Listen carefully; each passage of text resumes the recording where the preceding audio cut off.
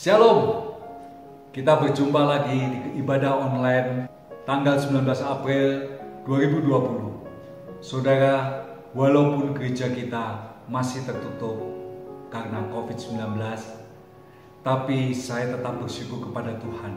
Hari ini kita tetap bisa beribadah walaupun lewat online. Karena Tuhan sediakan teknologi, Tuhan mau saudara dan saya tetap taat dan setia. Dimanapun saudara dan saya dapat beribadah, tetap kita harus beribadah. Saudara, bahkan saat ini, saudara, kita tidak dibatasi oleh gedung, kita tidak dibatasi oleh waktu.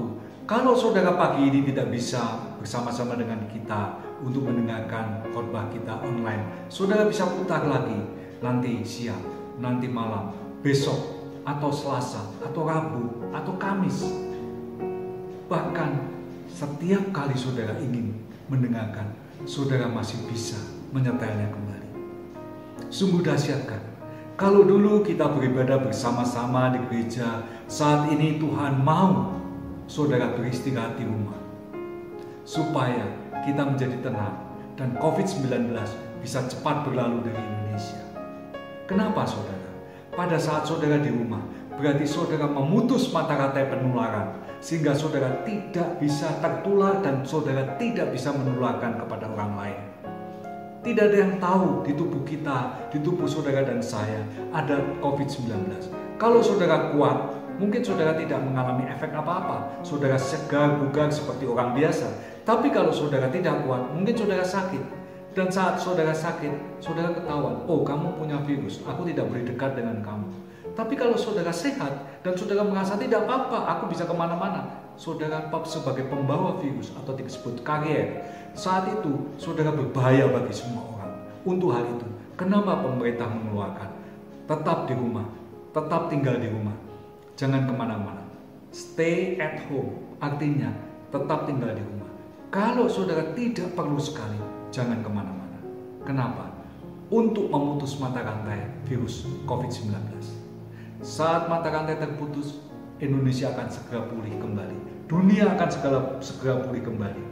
Hal inilah yang dirindukan oleh seluruh dunia. Topik kita di bulan April masih tentang menjadi kesaksian yang hidup bagi sesama.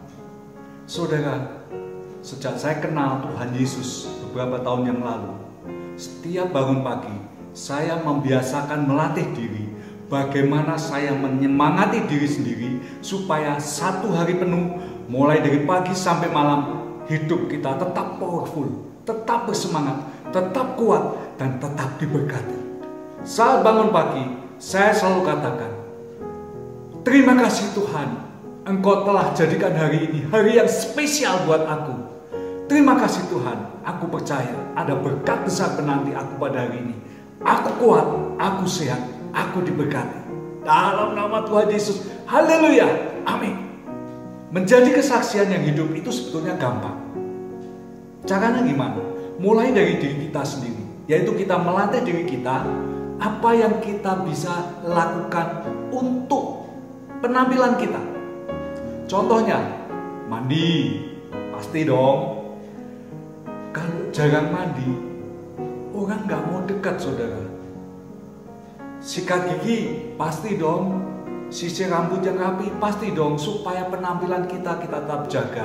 Supaya apa? Nama Tuhan dipermuliakan. Bukan untuk cari perhatian, caper, atau jaga image, ya, atau ya munafik segala macam. Tidak. Kita harus rapi supaya Tuhan kita dipermuliakan. Saat saudara dan saya rapi, penampilan oke. Dari penampilan rapi, mandi, sikat gigi, bangun pagi, rajin di dalam melakukan semua kegiatan di rumah. Dan kita percaya, satu saudara melakukan hal ini semua, saudara akan dibangun, semangat saudara akan kembali timbul. Kenapa? Kalau tidak, saudara bangun pagi, masih jam 5, malas, tidur lagi. Ya sudah, hari itu lewat begitu saja. Tapi pada saat saudara bangun, aku harus berhasil hari ini. Apa yang harus aku kerjakan hari ini? Aku harus sukses hari ini. Aku harus sehat hari ini. Dan aku harus diberkati hari ini. Untuk itulah, saudara dan saya harus mempersiapkan setiap hari adalah harinya Tuhan. Dan setiap hari adalah hari yang baru yang Tuhan jadikan untuk saudara dan saya. Untuk memberkati saudara dan saya. Untuk kita nikmati bersama. Satu hal yang saudara tidak boleh lupakan setelah saudara merapikan diri sendiri dan setelah saudara berdandan dengan rapi, tidak harus mahal tapi rapi, apa yang harus saudara lakukan? Senyum. Kenapa? Lah kalau saudara nganyun terus begini, orang lihat sudah gak suka saudara. Sepet, wajahnya aja manyun. Masa Tuhan kita Tuhan yang manyun? Tuhan kita adalah Tuhan yang penuh dengan ceria, penuh dengan sukacita. Untuk hal itu, saudara dan saya harus tetap tersenyum, supaya semua orang bisa melihat kesaksian yang hidup, sebab Tuhan kita, Tuhan yang hidup. Amin saudara. Hal yang lain lagi, supaya saudara bisa menjadi kesaksian yang hidup, saudara, kuasailah satu bidang yang saudara suka.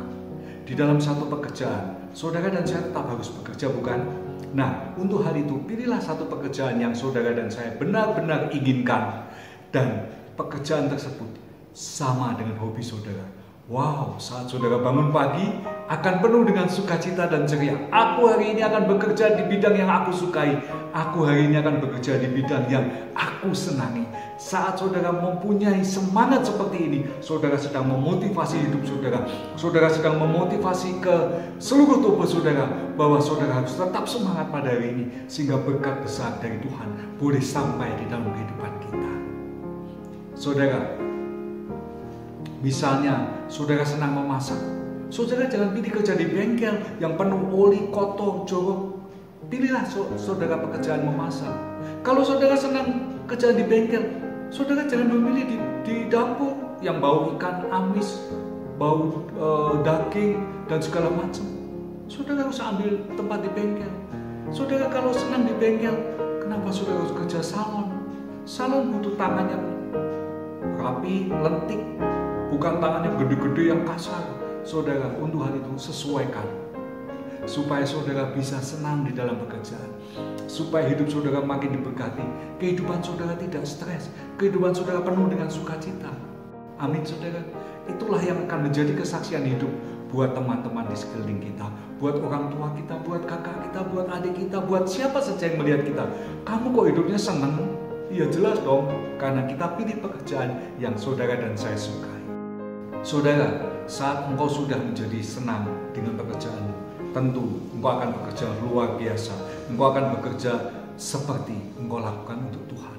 Untuk hal itu, tidak menutup kemungkinan satu hari kelak saudara akan sukses, saudara akan diberkati dengan kekayaan, dan yang luar biasa lagi, saudara akan menjadi terkenal. Tapi ingat, jangan engkau menjadi sombong, jangan engkau menjadi jahat, supaya Tuhan tetap bisa memakai engkau sebagai alatnya, sebagai saluran berkat buat banyak orang. Satu hari teman saya bertanya, Pak Agung, kenapa kok saya harus kaya? Padahal saya pernah ngomong kepada Tuhan, saya pekerjaan yang sedikit aja cukup, pekerjaan yang kecil saya cukup, tapi Tuhan terus tambah-tambahkan pekerjaan sehingga saya menjadi besar. Saya juga tidak tahu pada saat itu harus jawab apa, tapi Tuhan langsung ingatkan di dalam pemikiran saya, di dalam otak saya. Langsung saya ngomong, engkau akan dipakai Tuhan sebagai saluran berkat. Nah saudara, kalau sudah saudara diberkati, saudara sudah menjadi kaya, saudara sudah menjadi seorang sukses, dan saudara sudah menjadi orang terkenal, ingatlah 3 hal yang saudara tidak boleh lupakan. Yaitu pertama, walaupun saudara sukses, saudara harus tetap berdoa. Walaupun saudara kaya, saudara harus tetap menyembah Tuhan, memuji Tuhan, serta mendengar suara Tuhan. Artinya saudara mau dididik dan mau diajar. Dan yang ketiga, jangan lupa, kalau engkau sudah menjadi kaya, engkau harus memberi dan berbagi buat mereka yang masih membutuhkan. Ingat, engkau akan dipakai Tuhan sebagai saluran berkat. Untuk hal itu, berbagilah. Jangan kau tindas yang miskin, jangan kau ambil haknya, tapi berikan apa yang menjadi haknya. Dan saat itu, engkau akan diberkati Tuhan dengan luar biasa lagi. Sebab apa? Engkau masih bisa dipercaya untuk hal kecil, maka Tuhan akan mempercayakan kepadamu hal yang jauh lebih besar. Amin saudara. Dan yang lebih terpenting lagi, yaitu hal yang kedua tadi yang saya sampaikan, saudara harus mau belajar dan terus diajar. Sebab tidak mudah orang kaya untuk mau diajar.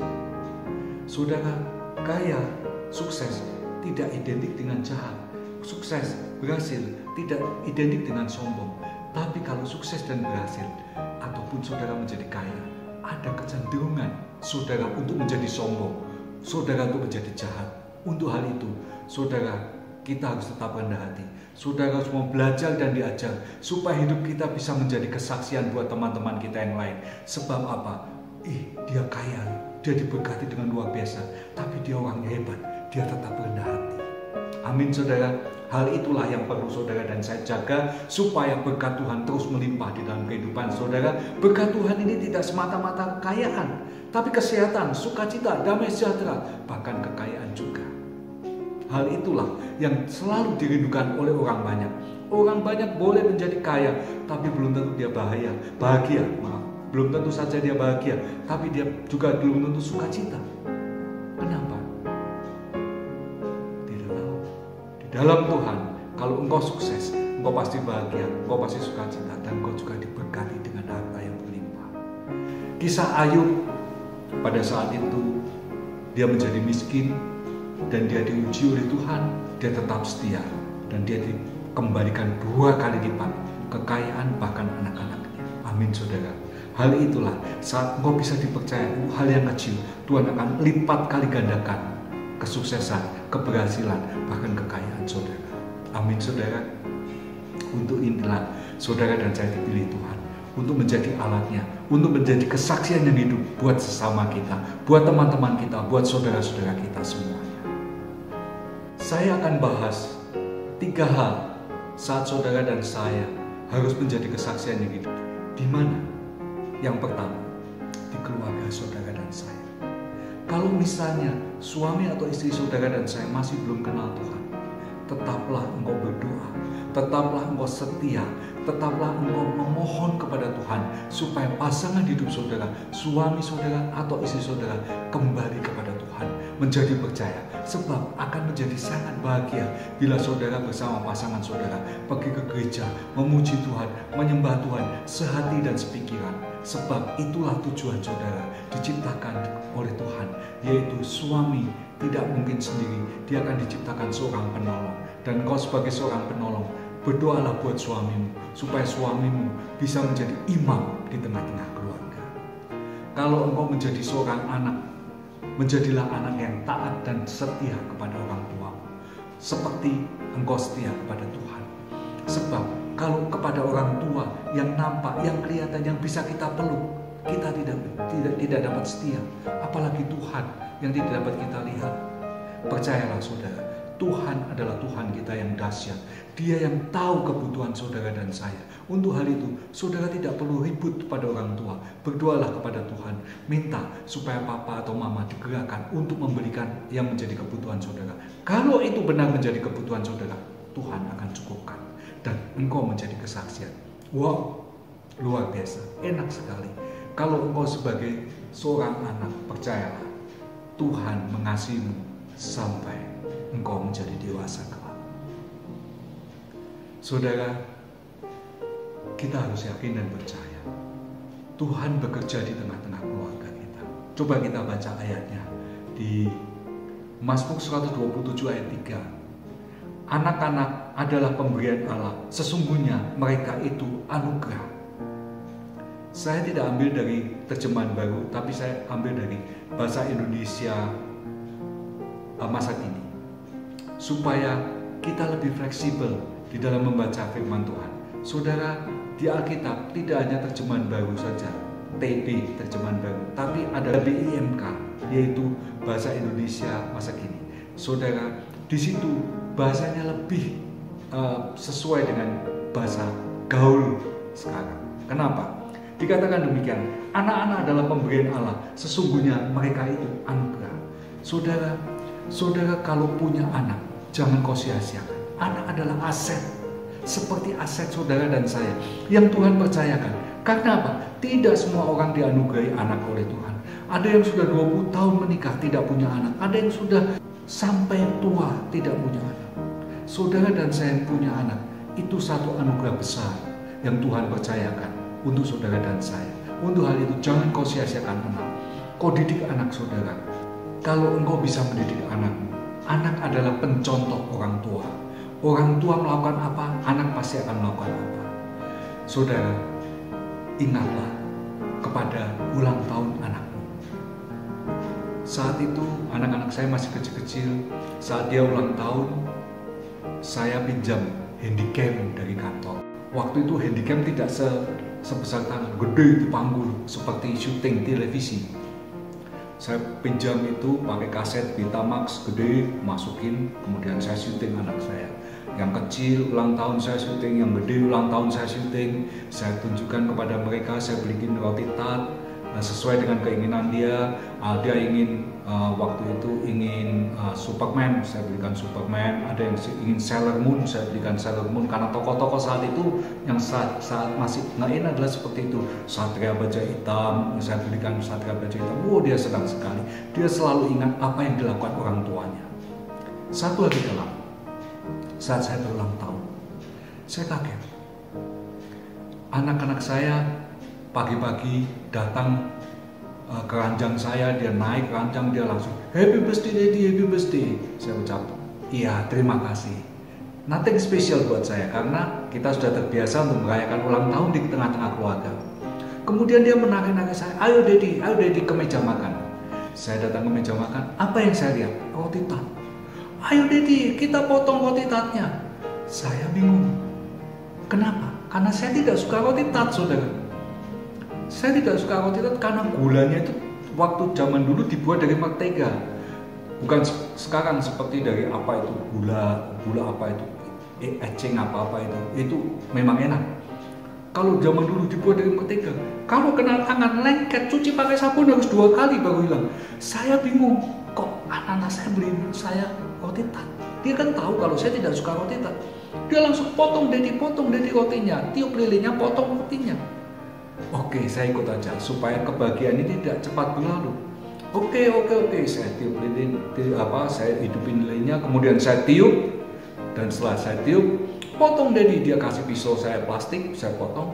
Saat pisau saya masuk ke roti tart 2 cm, mentok. Saya bingung, ini roti apa batu? Saya potong lagi, mentok lagi. Kemudian saya bersihin. Anak sama istri saya cuma bengong liatin saya. Dia dengan hati ingin tahu apa yang dedinya lakukan. Saya pinggirin itu gula-gulanya yang dari mentega itu. Ada kardus segede ini. Jadi roti tart itu dalamnya kardus gede, sehingga saya saat potong 2 cm mentok di kardusnya. Saya buka, wah, isinya handphone. Dia bilang, Daddy kan senang handphone yang Daddy dambakan. Itulah hadiah dari kami. Saat itu hati saya terharu sekali, saudara. Memang saya mengharapkan waktu itu saya masih pakai handphone jadul yang angkanya dari 1 sampai 9 sampai 0, 019. Nah, saya bilang sama anak-anak, nanti kalau Daddy diberkati, Daddy mau beli handphone yang A sampai Z, ada 0 sampai 9, 0 sampai 1 sampai 9 ada juga. Ternyata anak-anak saya membuat kejutan dan saya mendapatkan hal. Satu hal yang sangat membahagiakan saya adalah pada saat saya menerima hadiah ini. Kenapa? Saya tidak bisa lupa sampai saat ini, saudara, bahwa satu hari waktu saya ulang tahun pernah dikasih kado roti tart, roti yang saya paling tidak suka, tapi di dalamnya ada sesuatu yang saya suka. Demikian pula dengan Tuhan kita, saudara. Tuhan akan membentuk hidup saudara dan saya seturut dan sesuai dengan rencananya. Untuk hal itu, kita jangan melawan Tuhan. Kita jangan marah kepada Tuhan. Kita jangan tidak senang dengan yang Tuhan lakukan. Sebab ingat, Tuhan tidak pernah merancangkan kecelakaan di dalam hidup saudara dan saya. Tapi Dia merancangkan satu hari depan yang penuh dengan harapan. Amin, saudara. Saudara, ingatlah hari ulang tahun pasangan saudara, pacar saudara, istri saudara, suami saudara, mama saudara, papa saudara, anak saudara. Satu momen yang luar biasa indah yang Tuhan sediakan buat saudara dan saya untuk berbahagia di tengah keluarga. Walaupun kita hanya makan super mie. Pernah ulang tahun super mie 1, di tengahnya ada lilin. Tapi kebahagiaannya yang tidak bisa dibayar. Super mie murah, cuma 3.000, 5.000 rupiah sudah dapat. Tapi kebahagiaan itu sampai jutaan pun tidak bisa kita dapat. Ingat, saudara, kebahagiaan yang pertama yang saudara bisa lakukan sebagai kesaksian yang hidup adalah di tengah keluarga. Supaya keluarga saudara terkesan di dalam kehidupan saudara. Supaya keluarga saudara tidak pernah melupakan saudara dan saya. Supaya keluarga saudara bisa menjadikan kesaksian hidup mereka kepada orang-orang lain atau kepada keluarganya mereka kelak. Yang kedua saudara, ini sangat penting untuk kita perhatikan bersama-sama, yaitu saudara akan menjadi kesaksian yang hidup di tengah teman-teman saudara. Supaya kita dikenal oleh mereka. Sebab apa saudara? Coba kita perhatikan teman-teman kita. Kalau saudara saat masih sekolah SD, teman-temannya saudara banyak sekali. Saudara punya teman-teman tetangga-tetangga dan juga punya teman-teman di sekolah. Dan saat saudara SMP, teman SD dan SMP jadi satu. Kita sangat sukacita karena teman-teman banyak. Saat saudara SMA, teman-teman SD sudah mulai hilang atau sudah mulai terlupakan. Saat saudara ke universitas, teman-teman di universitas pun baru semua. Kenapa? Karena saat saudara SMA, saudara masuk ke universitas, mungkin teman-teman saudara tidak ada yang melanjutkan. Mereka pergi ke luar kota atau melanjutkan ke luar negeri atau tidak melanjutkan karena harus bekerja bersama dengan orang tua atau harus mencari nafkah karena masalah ekonomi. Hal ini perlu sangat kita cermati dengan luar biasa. Kenapa saudara? Karena semakin tua kita, semakin bertambah umur kita, teman-teman kita semakin sedikit. Untuk hal itu, bagaimana supaya teman-teman kita yang semakin sedikit ini tetap mengingat kita, supaya kita bisa menjadi kesaksian di dalam kehidupan mereka. Contohnya saudara, saat saya berada di universitas, teman-teman saya cuman satu kelas, isinya sekitar 80 orang waktu itu di Satya Wacana. Saudara, saat bulan pertama lengkap, bulan kedua tinggal 3/4, bulan keempat tinggal ya mungkin masih 3/4 kurang sedikit lah, bulan ke-12 atau 1 tahun kemudian tinggal sekitar setengah. Dan itu pun kita tidak akrab satu dengan yang lain. Kenapa? Di universitas lulu gua-gua. Mereka semua independen, mereka semua egois, mereka semua tidak ada yang sama di dalam mengambil mata kuliah. Ada yang mengambil ini, ada yang mengambil ini. Kenapa? Karena kita bisa memilih, tidak seperti di SMA. Kita semua harus belajar dari A sampai Z, itu semua sama. Tapi kalau universitas, saudara dan saya bisa memilih. Nah, kalau sudah begini, teman-teman kita tinggal sedikit. Kalau saudara tidak maintain atau tidak merawat teman-teman kita, akan makin habis saudara. Untuk hal itulah kenapa saya perlu ingatkan kepada kita semua, jagalah teman-teman. Teman-teman adalah aset di dalam kehidupan saudara dan saya. Kenapa? Karena ini penting sekali untuk masa depan kita, untuk saat hari tua kita, supaya teman-teman itu masih tetap akrab dan kita tidak kesepian pada saat saudara dan saya menjadi tua. Untuk hal ini, yang perlu kita perhatikan adalah demikian. Saudara jangan mudah menghakimi teman. Saudara dan saya jangan mudah sekali menghakimi teman. Contohnya ada teman yang celaka misalnya nungsep. Oh dia dosa pasti, oh dia pasti dihukum Tuhan. Belum tentu saudara. Mungkin dia nungsep karena kesalahan dia. Atau mungkin dia nungsep, Tuhan akan beritahukan untuk mengajar saudara. Dia yang menderita, saudara dan saya yang diajar oleh Tuhan. Pernahkah saudara berpikir hal ini? Saudara, kalau kita bisa menjaga mulut kita untuk tidak mudah menghakimi teman-teman kita, hidup kita akan nyaman. Kenapa? Teman-teman kita akan senang bergaul dengan saudara dan saya. Kita bergaul sama dia, enak. Kenapa? Dia orangnya sederhana, rendah hati, dan tidak suka menghakimi. Mulutnya sangat memberkati saudara dan saya. Oh, kalau saudara sudah dikenal oleh teman-teman demikian, saudara akan penuh dengan sukacita. Saya punya grup WA SMA. Saat itu saya sering bergabung, saya sering ngobrol di chatting di grup tersebut. Tapi belakangan ini karena kesibukan saya mulai jarang dan akhirnya saya hanya mantau saja. Kalau ada film-film bagus saya lihat, menjadi inspirasi, menjadi masukan-masukan buat kehidupan saya, supaya kita harus semakin hari makin bertambah, semakin hari semakin pintar, semakin hari semakin dikenal oleh Tuhan. Nah, saat seperti itu, teman-teman saya sudah melupakan saya. Saya pikir, wah udah nggak ada yang kenal saya lagi nih.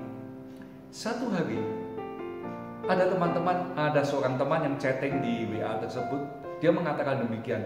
Ingat gak kamu dulu waktu kakak dari teman saya ini menikah? Kita pergi sama-sama.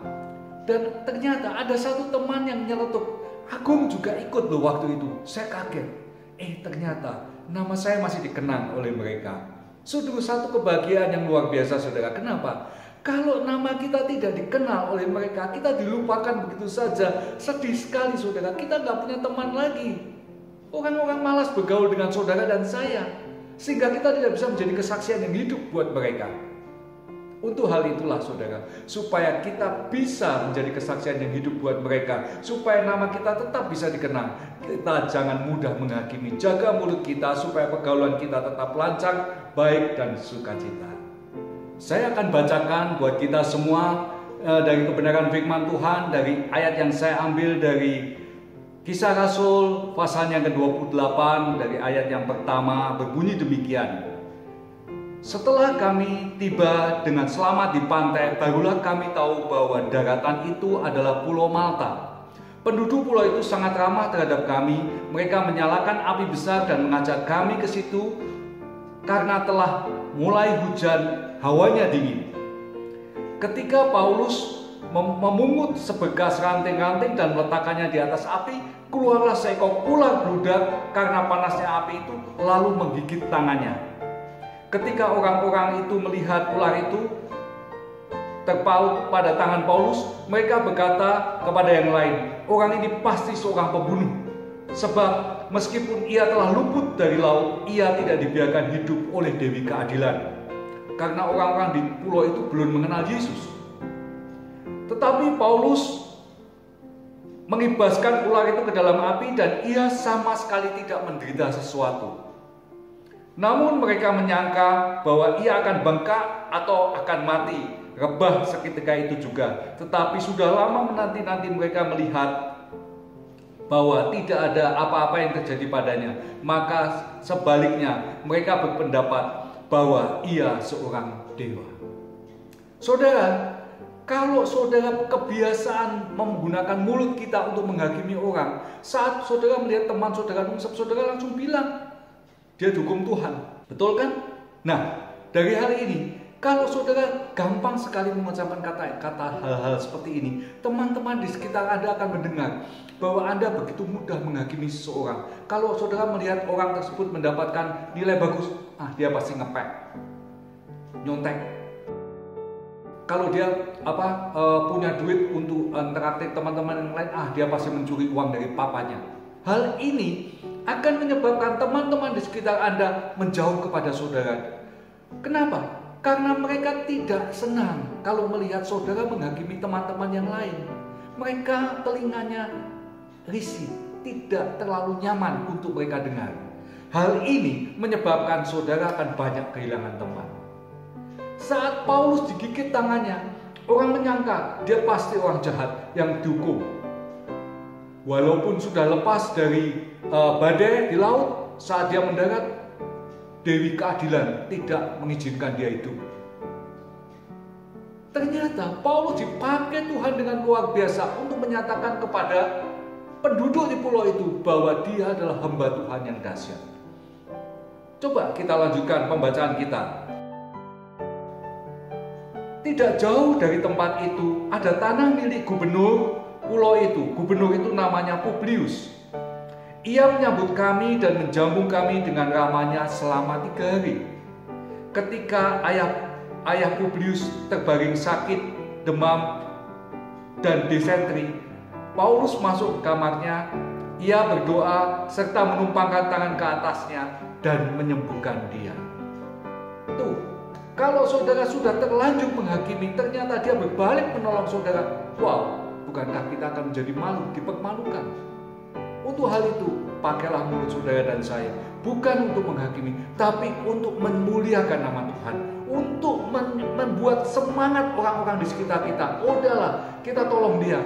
Tapi dia kan musuh kamu, gak masalah. Musuh tidak ada di dalam kamus kehidupan saya. Wow, hal itu akan membuat teman-teman saudara makin hari makin akrab dengan saudara, dan makin hari makin senang bergaul dengan saudara dan saya. Amin, saudara. Saudara, setiap orang punya talenta masing-masing. Saudara, tadi saya ngomong bahwa mungkin saudara teman akrab saudara tidak kerja di bengkel, kerja di salon. Mungkin teman akrab saudara tidak kerja di bengkel, kerja di tempat memasak atau senang masak. Dari hal ini, kita semua beda, tapi kita satu di dalam Tuhan. Siapa dia? Yesus Kristus yang menyatukan dan yang membuat kita unity. Sebab kalau saudara semua teman adalah misalnya kerjanya di bengkel, saat kita kumpul siapa yang masak? Betul? Nah, dari hal ini kita jangan mengabaikan atau jangan menyepelekan satu dengan yang lain. Kalau saudara misalnya memang tidak menyukai pekerjaan mereka mungkin saudara menyukai pekerjaan saudara di bengkel atau saudara menyukai pekerjaan saudara di salon, saudara jangan menghina teman yang lain. Kenapa? Kalau saudara melecehkan teman yang lain, teman yang mendengarnya tidak akan senang bergaul dengan saudara dan saya. Kenapa? Nggak enak ngomong sama dia, selalu ngomongin orang lain, tidak pernah membangun kata-katanya. Sedangkan saat saudara tidak dibangun kata-katanya pun, masalah sudah demikian banyak. Kenapa kita harus mencari masalah lain? Ya, nah dari hal ini kita harus tetap teguh di dalam Tuhan. Kita harus saling menguatkan, kita harus saling membangun. Kenapa? Kalau ada orang yang berada di dekat saudara, saudara sapa, Pak, Bu, selamat siang, Bapak mau kemana, misalnya begitu. Itu satu hal yang menyenangkan, saudara. Kok ada orang yang perhatian terhadap aku? Contohnya saudara, kalau saudara melihat seorang yang mempunyai pekerjaan sebagai seorang tukang batu. Waktu itu pernah saya kejadian, saya melihat tukang batu kan gak terlalu susah, cuma nyemen gitu aja, ngaduk semen, kemudian melester tembok dan segala macam. Oh gampang. Pernah satu hari saya diajak papa saya untuk memelester tembok di belakang rumah yang lubang dan segala macam itu. Kemudian saya coba bantu, saya aduk, saya lihat gaya seorang tukang, saya kerjakan, selesai sore. Tidur, besok paginya saudara tahu apa yang terjadi? Wow, dari ujung kepala sampai ujung kaki pegel semua badan saya. Wow, sakit semua. Kalau saudara terlalu meremehkan satu pekerjaan, saudara akan dipermalukan. Ingatlah, gunakanlah mulut kita untuk membangun, untuk menyemangati orang lain. Sehingga kalau saudara boleh dikata, saudara adalah penyemangat hidup. Sehingga dari situ banyak orang yang akan kumpul mendekati saudara. Mereka butuh satu hal, advice atau nasihat atau wejangan dari saudara dan saya supaya hidupnya makin dibentuk. Ingat saudara tiap hari tidak tambah muda, tapi saudara akan tambah tua. Saudara akan kehilangan banyak teman. Seperti kalau seorang tua yang sendirian di rumah, kan kadang saudara pernah mendengar di WA atau di medsos yang lain mengatakan orang tua tinggal di rumah sampai mati tidak ada yang tahu. Kenapa? Dia mati kesepian, saudara. Saudara bisa merasakan saat seperti ini, COVID-19 melanda Indonesia. Apa yang saudara lakukan di rumah saja kan? Kerja dari rumah, belajar dari rumah, ibadah pun dari rumah. Apa yang saudara rasakan? Kesepian. Saudara tidak kerasan, saudara bosan saya ingin keluar. Tuh, lihat. Kalau saudara sudah menjadi tua, saudara tidak punya teman yang berkunjung, tidak ada teman yang bisa diajak ngobrol. Saudara yang saat ini merasa bosan di rumah walaupun WA ada, medsos ada, internet ada, itu aja saudara bosan, apalagi kalau sudah menjadi tua dan ditinggal oleh semua teman-teman saudara. Teman-teman saya pun saat ini banyak yang sudah dipanggil pulang oleh Tuhan. Kalau saya baca WA, aduh si A udah meninggal, si B udah meninggal, si C udah meninggal. Sedih rasanya saudara. Satu hari pun kita semua pasti akan pulang ke hadapan Tuhan. Tapi untuk hal itu, tinggalkanlah kesan yang baik.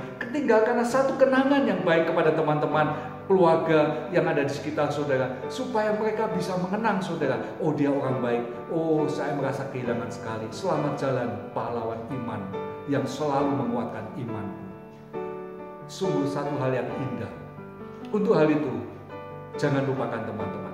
Jadilah kesaksian yang hidup buat teman-teman saudara dan saya. Amin saudara.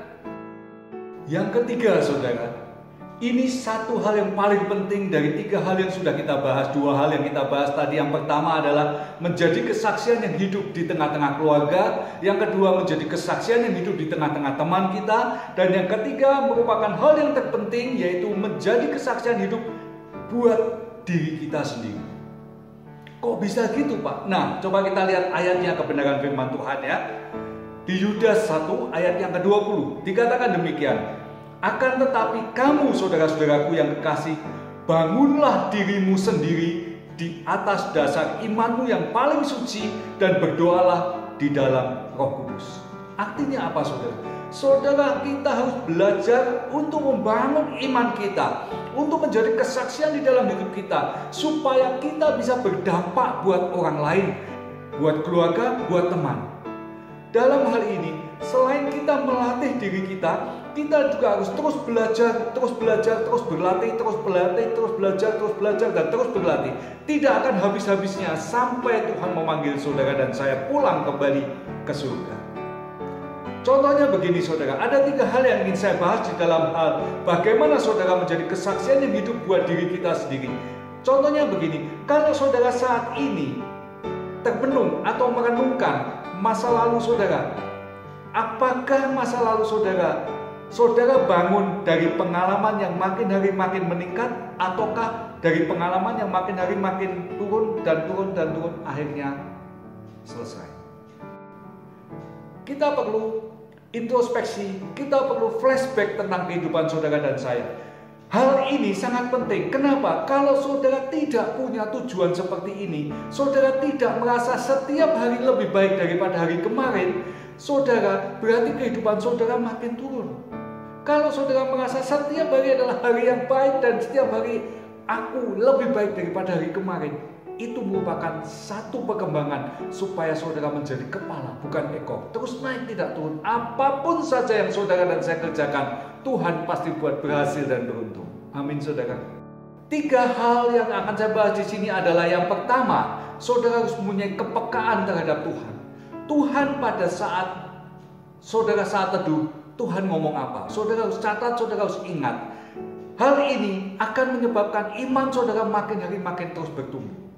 Contohnya di dalam kepekaan ini, saat saudara mau diajar oleh Tuhan, saat saudara mau bersaat teduh kepada Tuhan, saudara, iman saudara akan makin naik dan makin naik.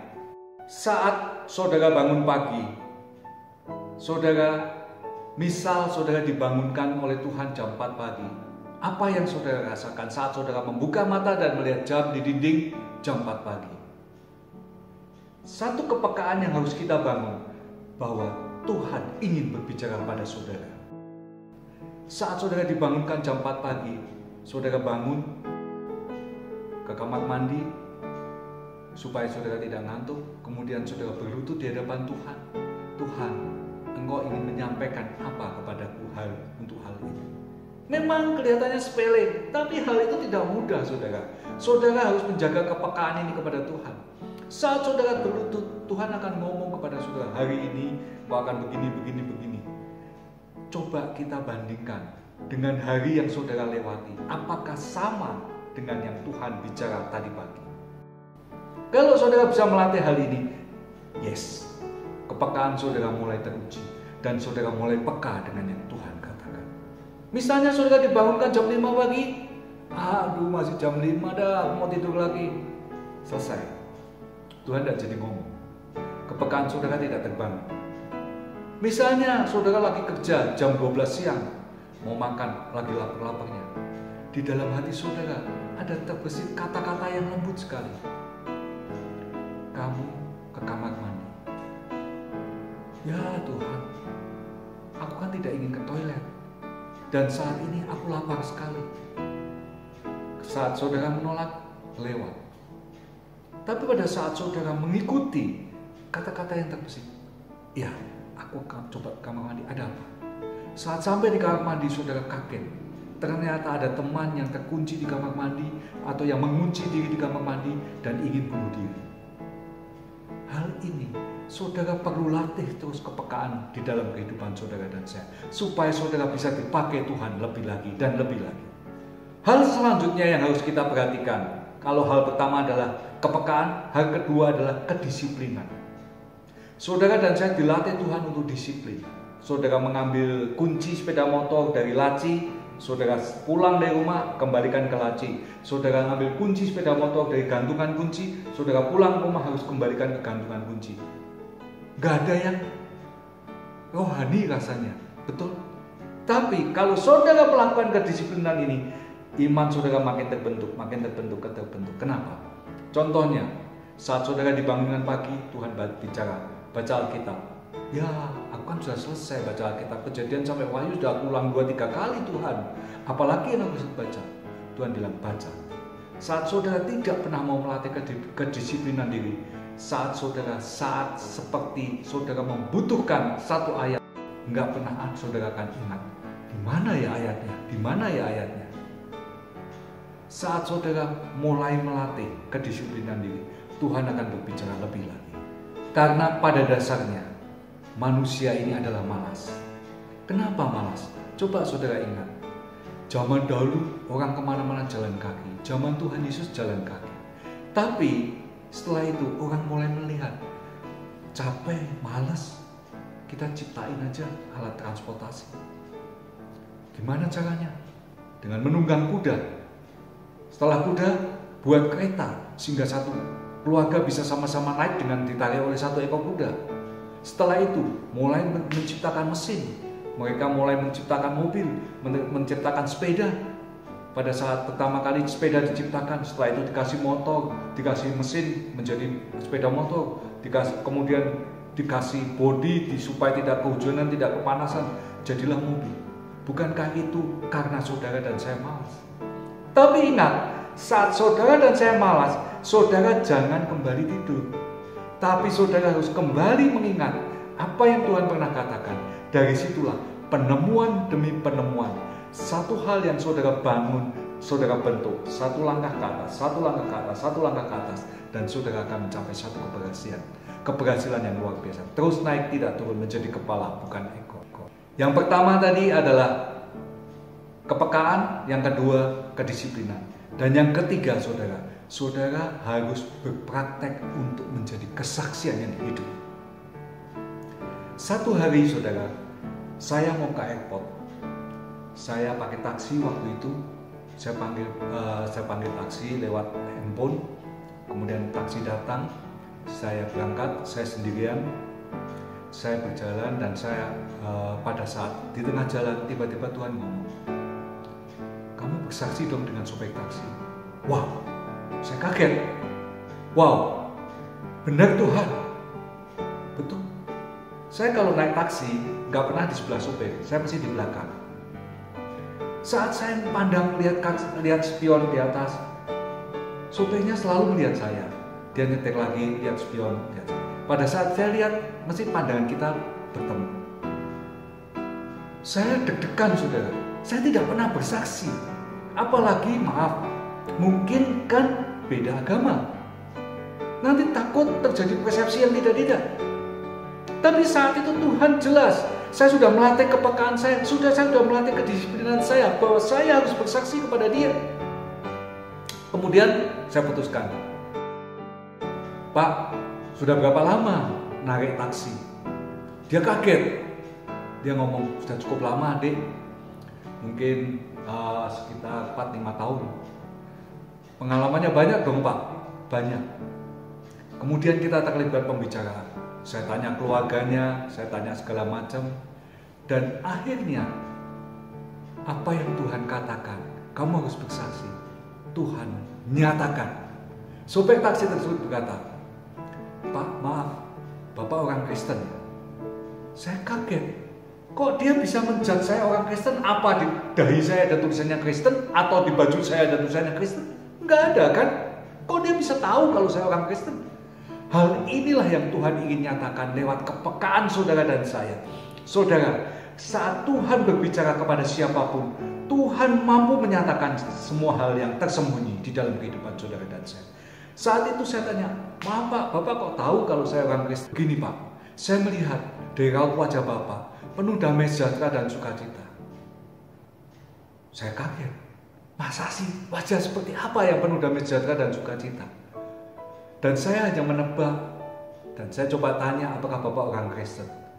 Langsung saya jawab, betul Pak, saya orang Kristen. Kemudian dia ngomong selanjutnya, Pak, bolehkah saya tanya? Silakan Pak. Saya satu hari ingin sekali masuk ke gereja Kristen. Gerejanya saya nggak tahu namanya, tapi di depannya ada bungkusan kecil-kecil banyak sekali. Dan itu semua yang masuk dan keluar dan pulang mereka pada mengambil. Saya ingin ngambil. Itu apa sih Pak? Dan dalam hal ini saudara, saya teringat bahwa ada satu gereja yang selalu menyediakan perjamuan kudus di pintu masuknya. Nah, saya ngomong, gak apa-apa Pak, Bapak turun aja, ambil saja. Saya malu. Kenapa malu Pak? Gini, pertama, saya kan bukan orang Kristen. Gak ada yang tahu Bapak orang Kristen atau enggak. Yang kedua, saya tidak tahu itu untuk apa. Saya kemudian ngomong, Pak, itu adalah untuk perjamuan kudus. Artinya bahwa Bapak diperdamaikan dengan Tuhan dan Bapak disatukan dengan Tuhan. Itu roti dan anggur. Roti itu melambangkan tubuh Tuhan dan anggur itu melambangkan darah Tuhan. Saat seperti itu, terjadilah kesaksian yang Tuhan nyatakan di dalam kehidupan saya. Saya harus bersaksi kepada dia. Saya ngomong panjang lebar kepada dia terus dan dia mulai tanya, dan akhirnya saudara, dia ngomong, Pak, kehidupan saya tidak cukup damai, tidak cukup bahagia. Kenapa? Karena istri saya, karena keluarga saya, dan karena macam-macam hal. Bolehkah Bapak berdoa untuk saya? Saat seperti itulah yang saya tunggu dan saya katakan, baik, saya akan berdoa kepada Bapak, tapi satu syaratnya. Loh, masa berdoa pakai syarat? Iya, syaratnya Bapak tidak boleh pejamkan mata, karena kalau Bapak pejamkan mata, kita nanti tabrakan Pak. Oh, pasti Pak, saya tidak akan pejamkan mata. Saya akan terus mengendarai dan saya akan mendengar Bapak berdoa untuk saya. Amin. Kemudian saya berdoa kepada dia dan tibalah kami di airport. Sampai di situ perjumpaan kita. Saudara, kalau saudara melatih kepekaan dan saudara mau disiplin, saudara mengatakan ya kepada Tuhan, dan saudara saat dipanggil Tuhan untuk bersaksi, saudara minta, Tuhan, apa yang harus saya katakan? Tuhan akan pimpin saudara. Roh Kudus akan mengajar dan mengingatkan apa yang kau pernah baca di lewat Alkitab, supaya orang yang diperintahkan Tuhan untuk mendengar kesaksianmu dibukakan hatinya dan terjadilah penyelamatan buat jiwa mereka. Jadi saudara, 3 hal yang merupakan kesimpulan dari pembicaraan kita pada pagi hari ini adalah yang pertama, di mana saudara bisa menjadi kesaksian yang hidup, yaitu yang pertama di tengah-tengah keluarga saudara dan saya, supaya papa mama, pasangan kita, anak kita mengenal saudara dan mengenal Tuhan lewat apa yang saudara katakan, lewat apa yang saudara lakukan, dan lewat kelakuan saudara, mereka menjadi percaya kepada Tuhan. Yang kedua, kepada teman-teman saudara dan saya. Saat saudara mulai makin tua, berarti saudara makin sedikit teman-teman. Dan saat saudara makin sedikit teman-teman, ingat, teman-teman yang sedikit pun harus selalu mengenang saudara. Teman-teman yang banyak yang sudah tidak pernah berjumpa dengan saudara, tetap harus mengingat saudara. Kenapa? Karena engkau dipakai Tuhan. Kata-katamu memberkati mereka, kata-katamu menyemangati mereka, sehingga pada saat saudara berpisah dengan mereka, mereka selalu teringat kepada saudara. Kenapa? Engkau luar biasa. Tidak ada engkau, tidak ramai, tidak ada engkau, tidak ada yang menyemangati, tidak ada engkau, tidak ada yang membuat suasana menjadi sukacita.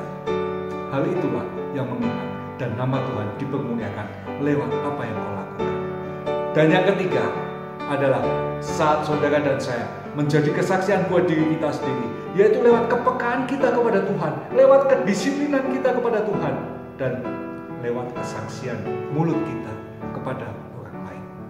Saat saudara melatih 3 hal ini, kehidupan saudara dan saya yakin menjadi kesaksian yang hidup bagi semua orang. Amin saudara. Demikianlah khotbah kita pada pagi hari ini. Tuhan Yesus memberkati kita. Haleluya. Shalom.